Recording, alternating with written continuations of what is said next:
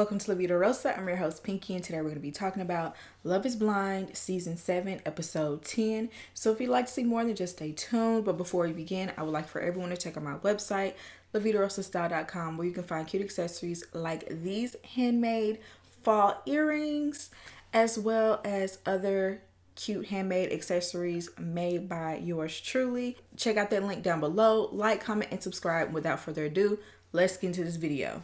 Y'all, this season of Love is Blind, like every season there's scandal and there's crazy things that happen and people are exposed. Like, that's nothing new, but for some reason there is just something strange about this cast. And maybe it's the way that they are editing the show.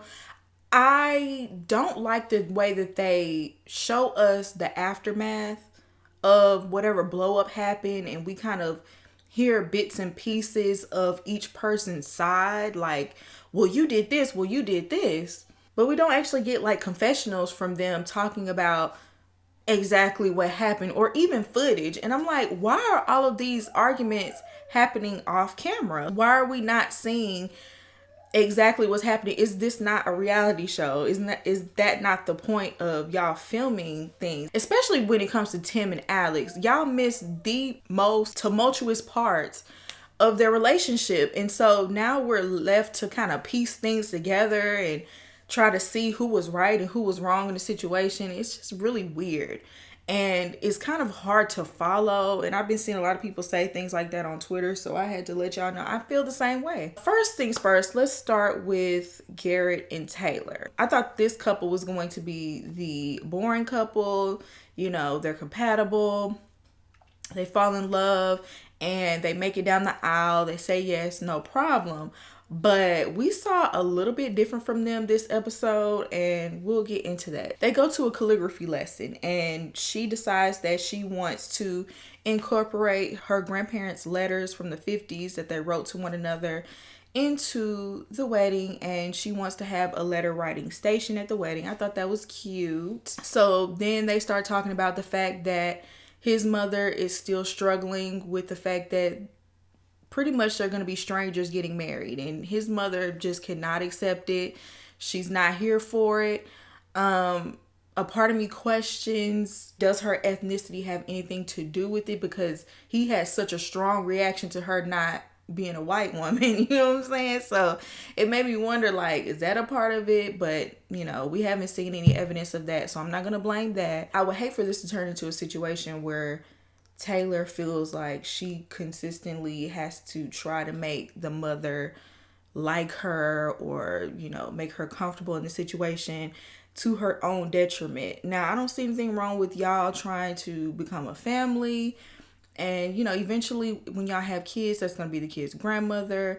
Great. But to constantly have to cater to her every need in the situation just seems a bit extreme. So then they are getting ready for the flapper party that they're going to be going to, where all the couples are going to meet up. They're going to see the other people from the pods.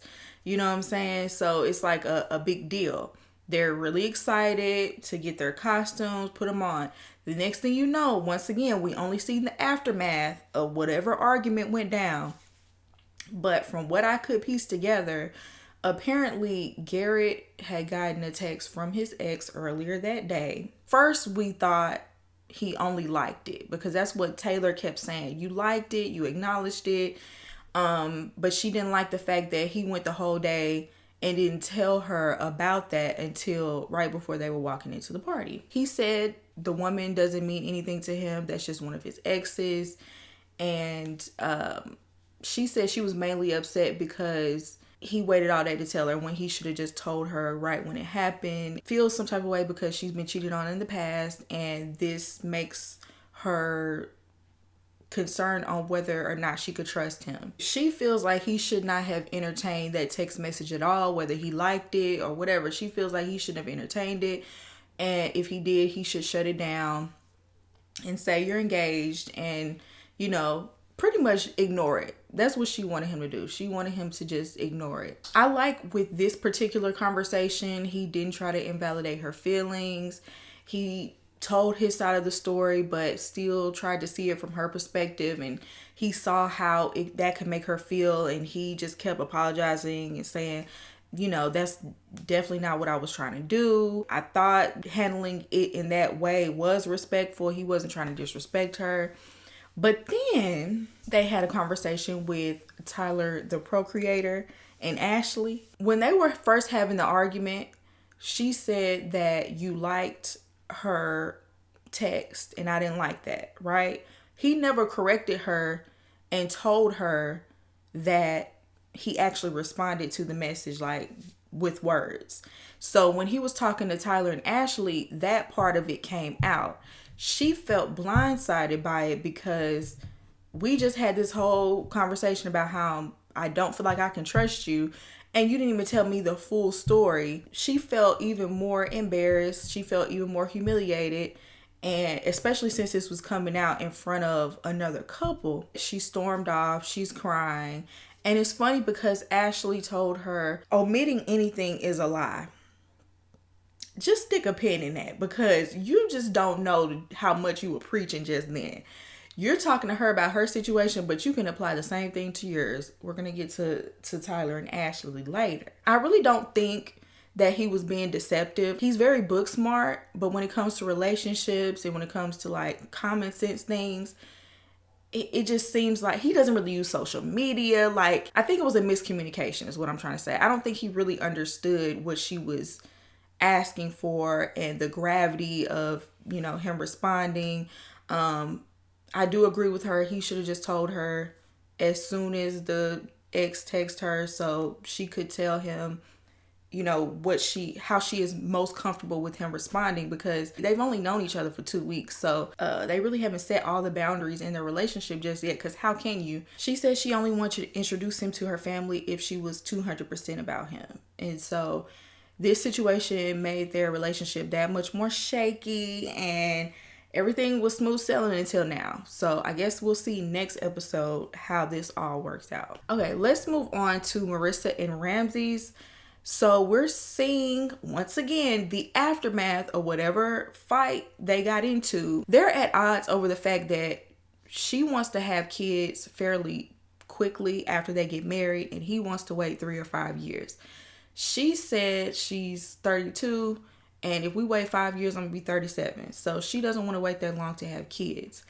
That's the first deal breaker in their relationship. The other deal breaker was the military thing. He's totally anti-military, and she's embedded in the military even though she no longer serves. She's surrounded by it. She grew up in it. She's a patriot, whether she wants to admit it or not.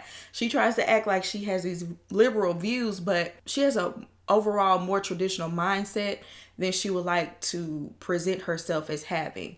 And low-key, he does too. We'll get more into that later, but she keeps saying it's all good, even though she's upset about these arguments they're having. They'll hug each other at the end of the argument, but nothing was actually resolved. So she's sitting up here harboring all this resentment, but covering it up with like smiles and laughing or being passive aggressive. And he's trying to point out like, clearly there's an issue. At this point in time, she said that she is on her period, and she's really tired from having this commute back and forth, and she's dealing with a lot right now.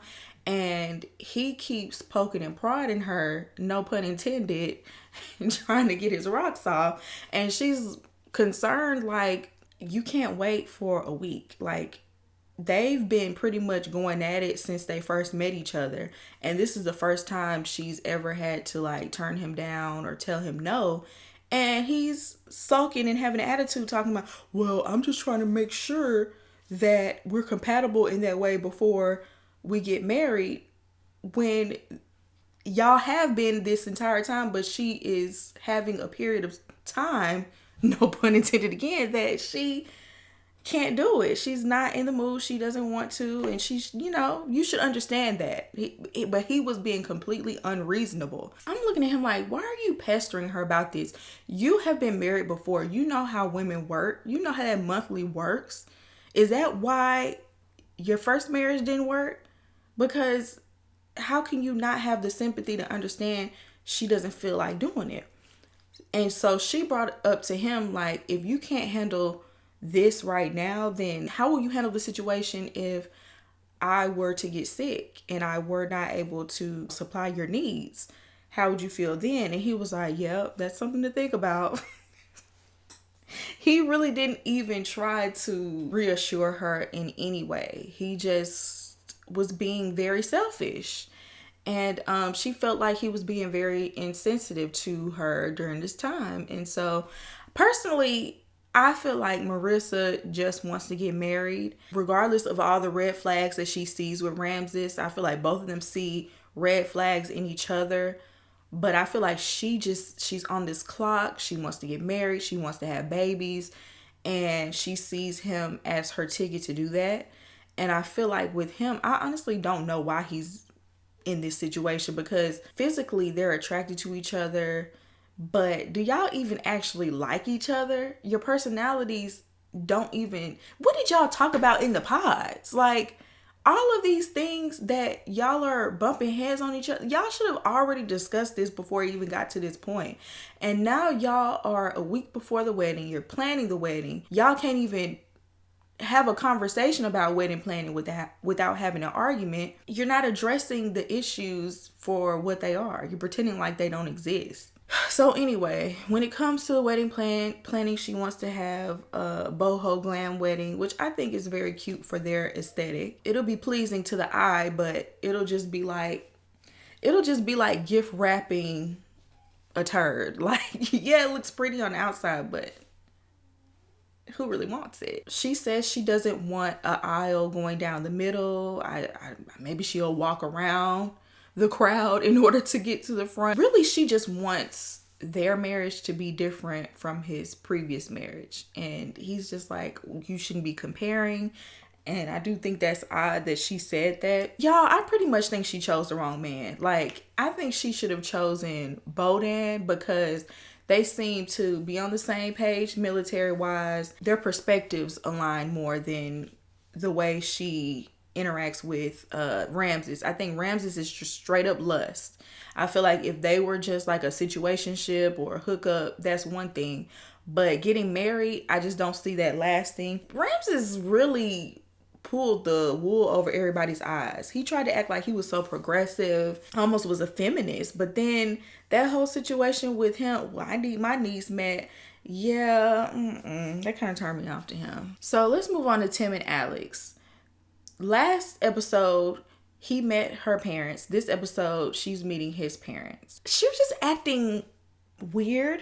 When she walked in, she had her hands in her pockets, and her hands even were still in her pockets when she was hugging them. It's not like she wasn't smiling or, having conversations with them. It's just she wasn't being very personable. She was kind of withdrawn. Maybe she was just nervous. Her mom talks to her and tells her that Tim is the type of person that kind of wants his space sometimes, and he likes to isolate. Have you seen that? Because that's something that she knows her son does. That's something that she herself does. That's something her husband had to get used to. And have you seen that from him? And how do you handle it if you do see it? Alex said that she's clearly saw that side of him. We saw that with the fight. As soon as they had that argument, he decided to get his own room in the hotel. So clearly she's seen that side of him, and she said she just lets him have his space, and when he's ready to talk, they will. I don't necessarily inherently find anything wrong with that, but he kind of uses that as a way to put a wall up against her. Anytime she does anything wrong, it's like he'll punish her by staying away, instead of actually telling her in the moment what the problem is. And maybe the fight is what caused that, because when he did say something to her that one time when she was acting standoffish and he was trying to understand what the problem was, it turned into a big blow up. So maybe ever since then he's become withdrawn from her. Tim was having a one-on-one conversation with his mom. He was just saying how he's like not the most affectionate. He doesn't like to cuddle.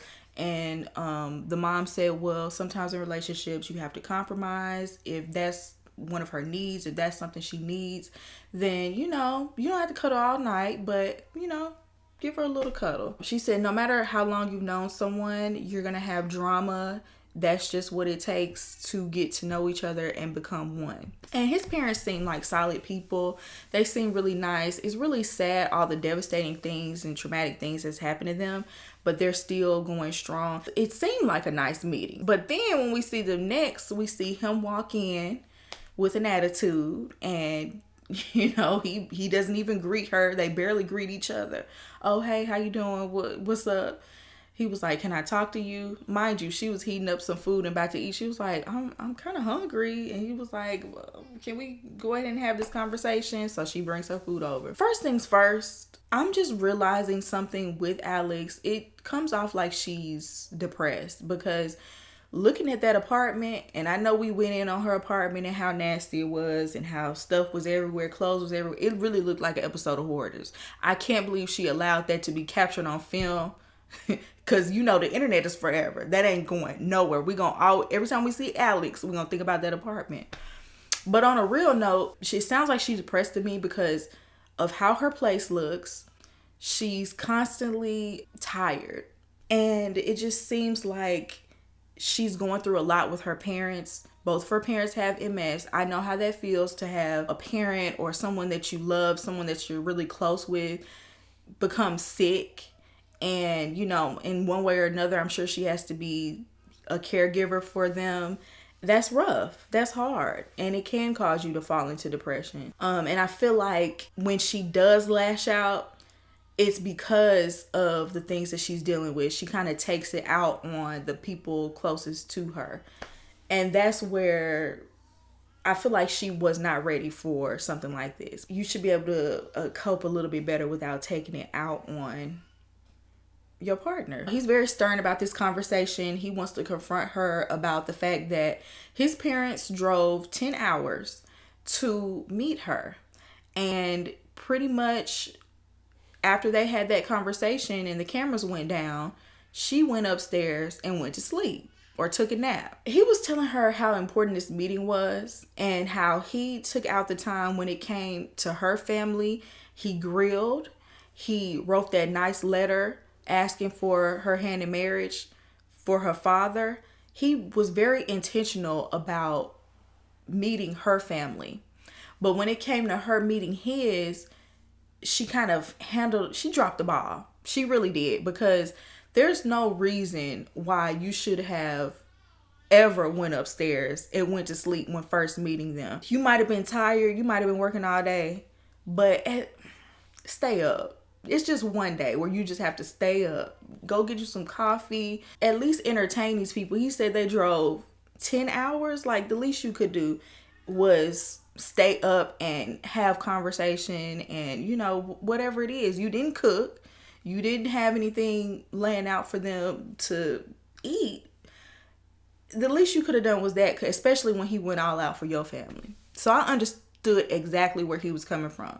So he could barely get all of this out without her cutting him off. She kept trying to cut him off and explain why she did that. He's like in military mode or something. He's saying, can I explain? Can I tell my side first? Is it okay for me to talk? Are you done? Like, being very passive aggressive. Then they started arguing about the fact that he texted her that day. She was being dry through text. She tried to call him back later that day. And when she called, he was like, I don't feel like talking because you didn't feel like talking to me earlier. So you're not going to dictate when we're going to talk. And being petty. From her side of the story, she said she just had a long work day. So apparently she was having some car trouble. She texted him and let him know that she got her car back. He texted her and said, make sure your car is okay. She texted him back, it's fine. He said, well, make sure your cars are good. She didn't respond to that message because I guess she thought that was just the end of the conversation. Maybe she could have liked it or whatever, but I don't see what the big deal was. He took offense to it. And she also let him know, like, if you were getting upset, if you felt like I was being dry, you felt like I wasn't trying to communicate with you, you could have at least said something to me. So she said he called her after all of that, but she missed his call. She was sleeping. And she called him back after that, and that's when he said he didn't want to talk. And she told him, well, I'd rather talk on the phone than text. And he took offense to that as well. Child, I feel like he's a good example of why people say that military men are red flag. Now, I don't feel like neither one of them are right in this situation. I feel like both of them are very petty. I feel like she's immature and handles the situation like a spoiled brat and only needs to be responsible for herself at this point. She needs to take care of whatever she's got going on first before she invites anybody else into that. He is very short-tempered and a little controlling. He wants everything to go his way. And as soon as things don't go his way, it's like he takes a mental tally of everything she does wrong so he could pull it up later and throw it in her face. But anyway, during this conversation, he's being very cold towards her. I knew he was checked out from that argument. I don't feel like he ever checked back in.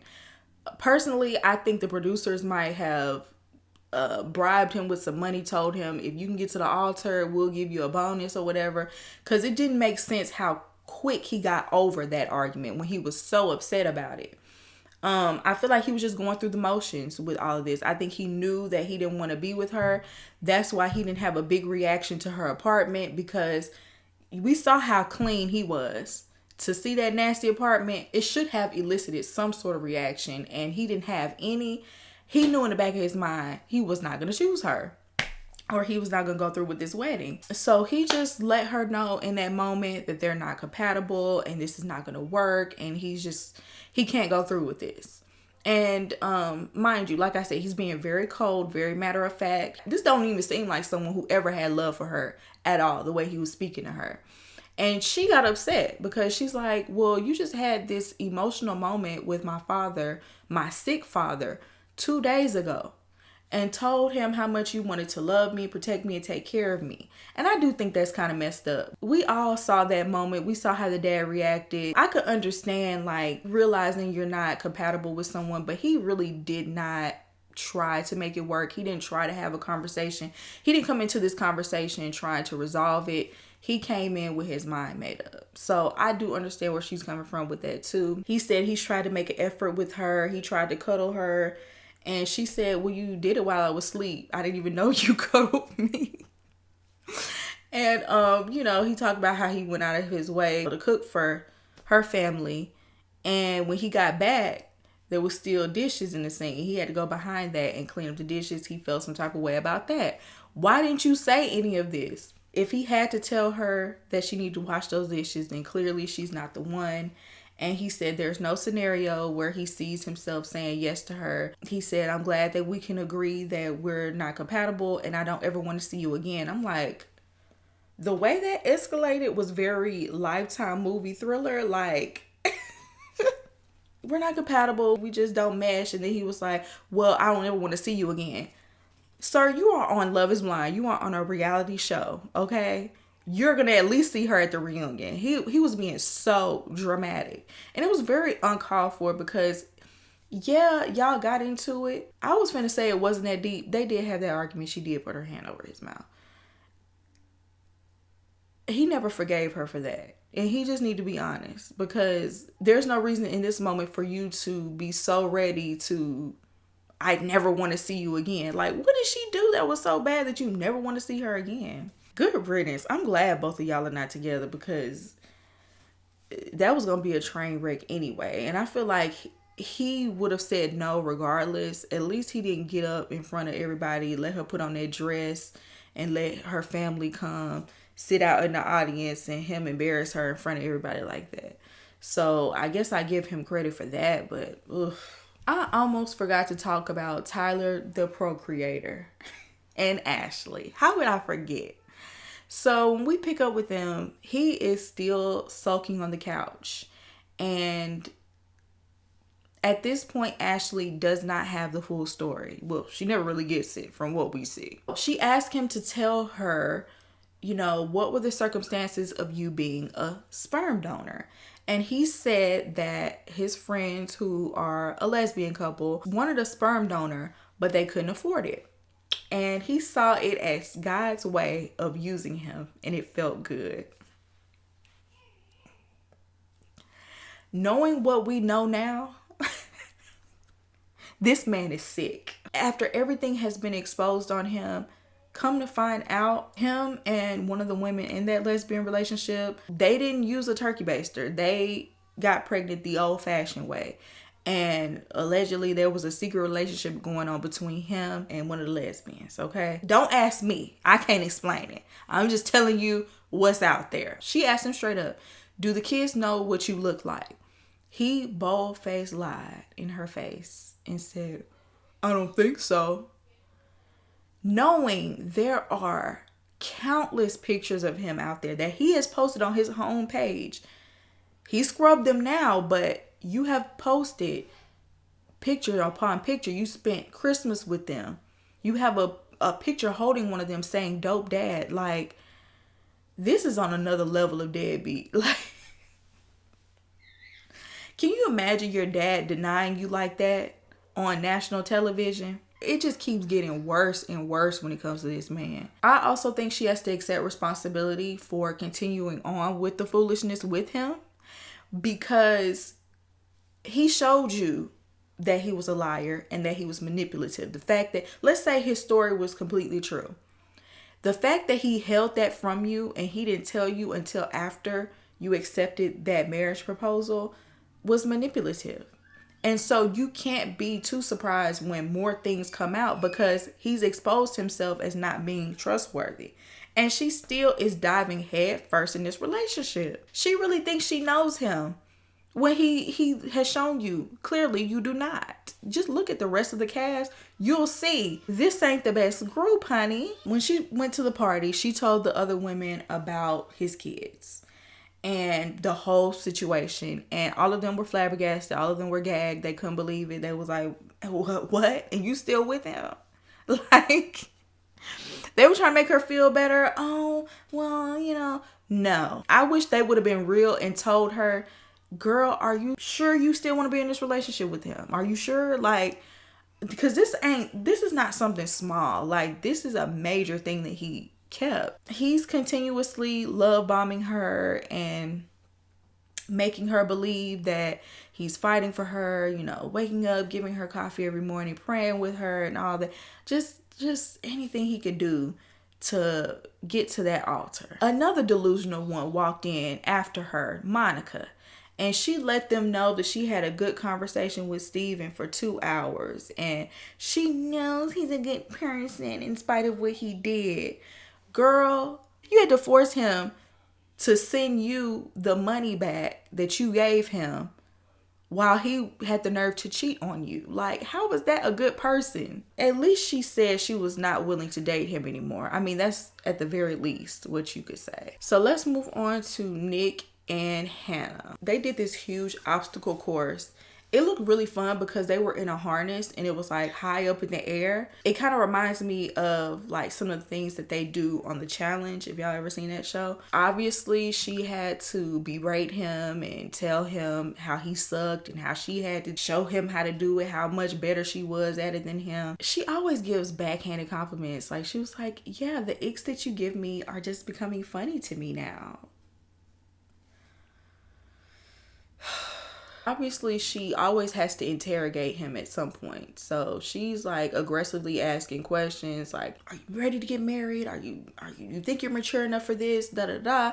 And he says that her question kind of does make him realize that he does need to do work on himself and mature a little bit in order to get married.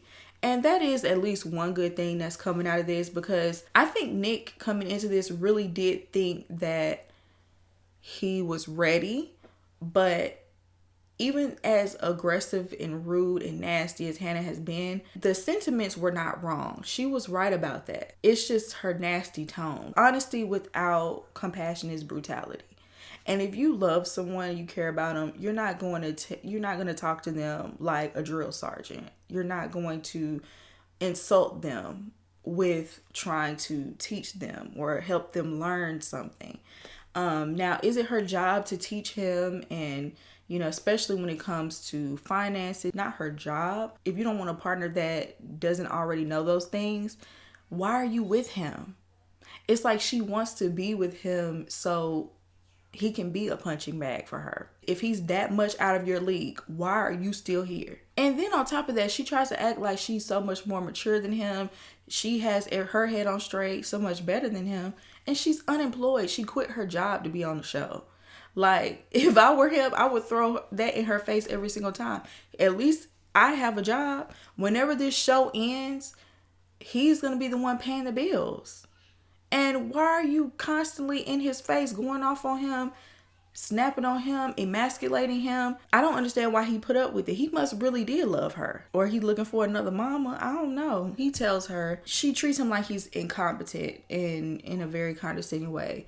And he just wants to be treated as an equal. And she said, start contributing as an equal. Once again, ma'am, you are unemployed. He is the one who is paying the bills. She feels like at his big age, he should know how to do certain things.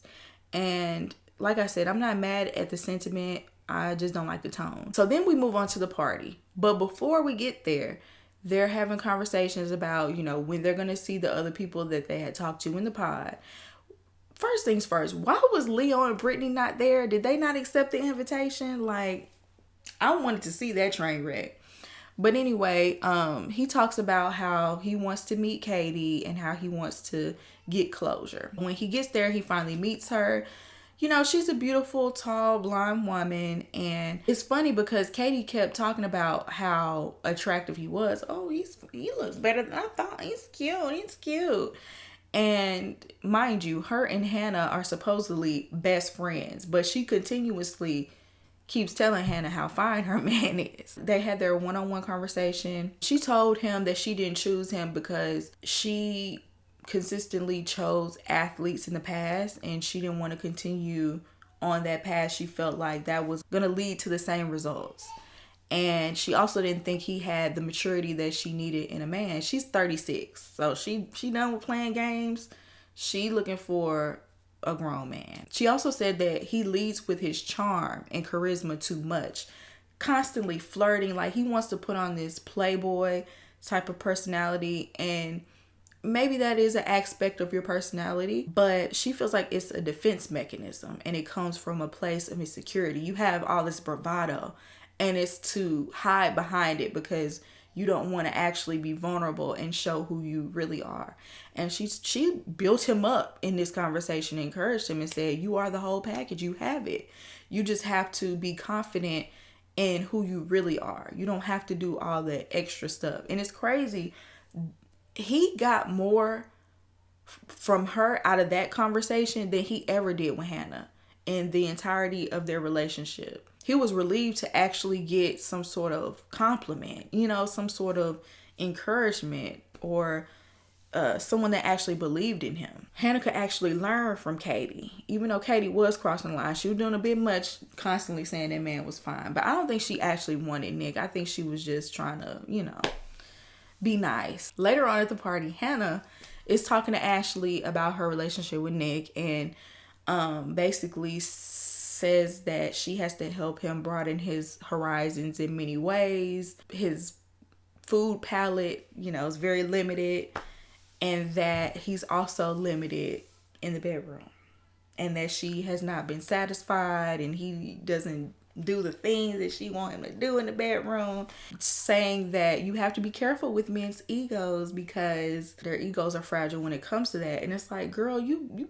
bust his balls in every other area.